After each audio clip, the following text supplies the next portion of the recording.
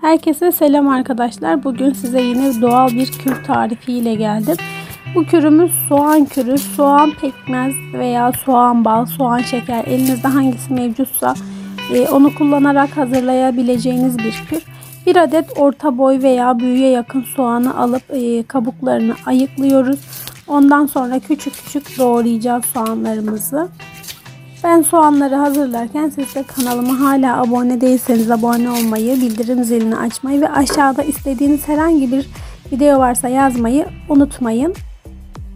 Şimdi soğanlarımızı küçük küçük doğrayacağız.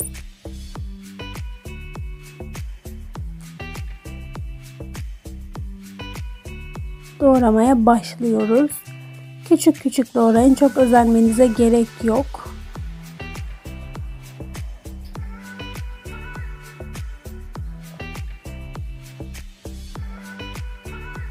Bu kür gerçekten videonun sonunda da anlatıyorum ama çok kullandığım efsane bir kür. Hem kendime hem oğluma kullanıyorum. İçinizde sigara tüketen varsa balgam söktürmek için de bu kürü yapabilir, kullanabilir. Gerçekten alternatif tıp benim için bir ne diyeyim, yaşam kaynağı gibi bir şey diyeyim size. Soğanlarımız hazır. Şimdi ben İçine pekmez ve sirke koyacağım. Üzüm pekmezim var.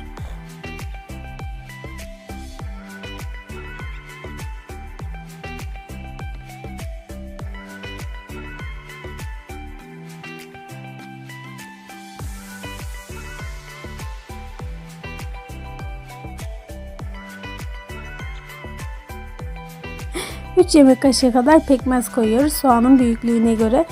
Ve elinizde herhangi bir sirke varsa, ev yapımı sirke varsa o daha da güzel olacaktır.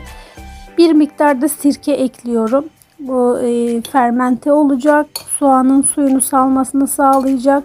İyice karıştıracağız şimdi. Soğan, pekmez ve sirkenin birbirine geçmesini sağlamamız gerekiyor. İyice karıştırıyoruz arkadaşlar. Arkadaşların hepsi birbirine girsin. Şöyle bir kaos ortamı oluşsun. Soğan ve şeyin arasında, sirke pekmezin arasında. Karıştırdığımız kürümüzün ağzını kapatarak en az 8 saat beklememiz lazım. Arada karıştırarak suyunun iyice salmasına yardımcı olabilirsiniz. Ben arada tekrar size göstereceğim suyunu nasıl saldığını. Bu görüntüsü galiba bir 4 saat sonraki görüntüsüydü. Gördüğünüz gibi soğanlar suyunu salmış, birbiriyle özleşmiş. Soğanları ezerek tekrar ağzını kapatıp sabaha kadar bekleteceğiz arkadaşlar. Görüyorsunuz iyice suyunu salmış soğanlar. Sabaha karşı daha da sulu olacak kürümüz.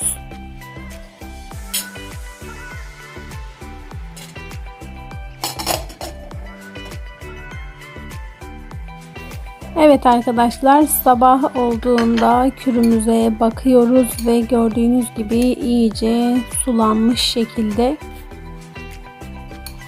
Bir miktar yine soğanları ezerek özünün çıkmasını sağlayacağız. Bu şekilde ezmeniz gerekmektedir. Ben şimdi bunu küçük bir kavanoza aktarıp buzdolabında muhafaza edeceğim. Yani bunu 2 tane 3 tane soğanla da yapıp buzdolabında saklayabilirsiniz ama ben taze taze yapmayı tercih ediyorum. Arkadaşlar ikinci öksürük için iyi gelen ve balgam söktürücü kürümü sizinle paylaşıyorum. Şimdi bu kürü sabah akşam çocuklarınıza içirebilirsiniz. 2 yaş altına kesinlikle doktor tavsiyesi olmadan hiçbir şey içirmiyorsunuz. 2 yaşın üstündeki çocuklara da çok şöyle ek gıdaya başlar gibi tadım şeklinde başlamanız lazım. İşte bir çay kaşığı veriyorsunuz. Alerjik bir reaksiyon gelişecek mi, gelişmeyecek mi onu takip ediyorsunuz. Ondan sonra arttırabilirsiniz. Yani arttırabilirsiniz. Sabah akşam bir tatlı kaşığı verebilirsiniz. Bunu verdikten sonra çocuğunuzun öksürüğü artabilir.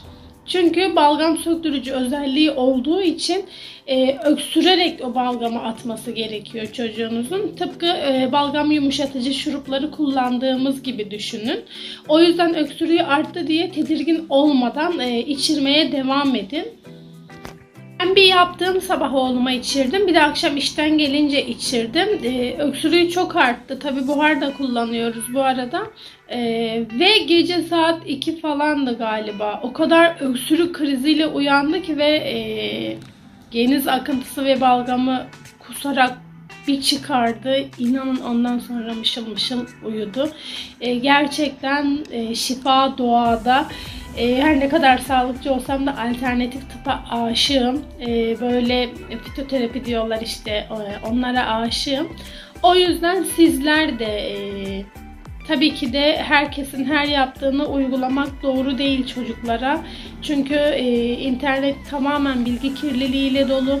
Dediğim gibi bu tarz şeyleri çocuğunuza vermeden önce mutlaka tadım şeklinde alerji olacak mı olmayacak mı diye takip ederek vermeniz lazım. Arttırarak devam etmeniz lazım. Hala kanalıma abone değilseniz abone olmayı, beğenmeyi, bildirim zilini açmayı ve aşağıda istediğiniz bir video varsa yazmayı unutmayın. Hoşça kalın.